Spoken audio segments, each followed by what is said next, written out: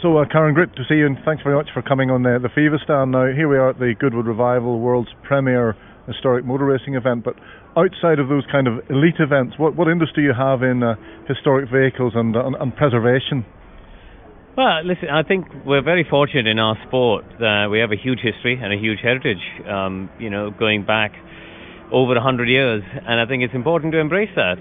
We're seeing a huge amount of technological changes out in the real world, and that's going to have an impact in the motor racing world as well. So I think we're at a precipice in so many ways in terms of where does the automobile industry and the automotive world go. But I think equally it's so important to preserve the past and to make sure that as we go into the past, we can still, go into the future, we can still, enjoy and embrace these wonderful machines from the past. And it is an industry under threat to some extent. I mean, the current generation are obviously less interested in the older vehicles. Any ideas of how we can get the next generation more engaged in the past, as you say? Yeah, listen, I think there are unquestionably existential threats to the sport. We have to recognize that. And I think the way to counter that is to create a sustainable future. We saw, for example, I do a lot of work with Williams Heritage.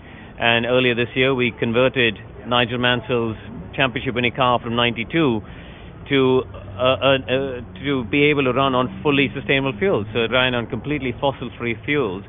It still made all the noise. It still went just as quickly. It still revved to 15,000 RPM. And Sebastian Vettel drove it to the British Grand Prix. So, and I think that's where we have to be finding this balancing act of ensuring that the cars from the past are able to run on fuels which are green and are sustainable for the future. Yeah, so it's a controversial subject. I mean, the purists would say that a car would have to have not electronic ignition, have to have points and have to run on old-style fuels, but you'd be a proponent of perhaps some modernisation to keep those cars running and to keep them available. I'm a pragmatist, and I think I'm realistic in terms of where the world is going. And while of course I'd love to see cars from the 40s and 50s remain in their original state as much as the world allows, we have to recognize that in 15 years' time they may not get fuel to run it. And I would much rather see a car run, out and about on whatever fuel is available at that time, rather than being parked up at the collector's museum and not running and not being shown off to the world. So I appreciate I might be in somewhat of a minority, especially with people involved in the historic world.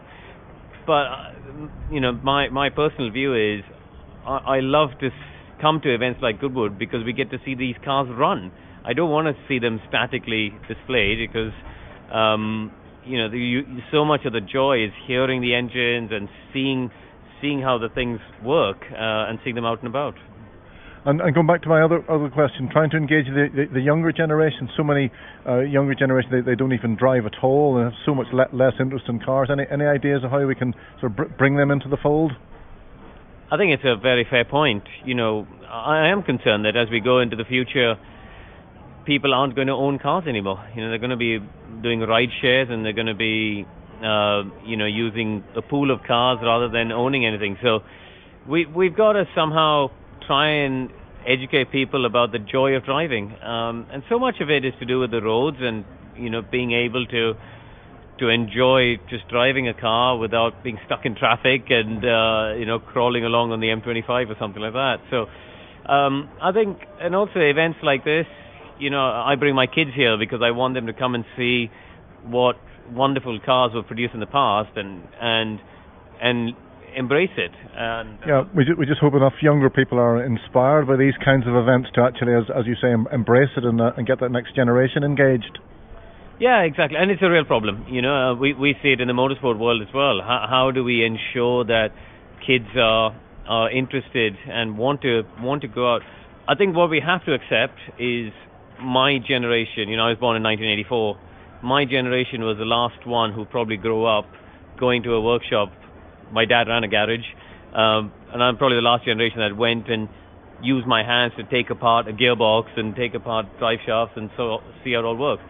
That's gone now. With the way modern cars are, people don't take their own cars apart anymore. They go and it's all done electronically. And so, putting that aside, how do we still then cultivate this culture of enjoying the motor car and enjoying the engineering side of it? And it's a real challenge, right? Because the kids, so many of the teenagers today, they all want to invent the next app. They all want to create the next Uber, the next Amazon.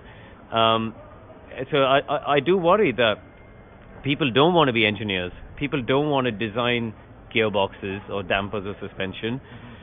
And I feel like it's on all of us who are in this industry to try and still instill a sense of appreciation amongst the next generation.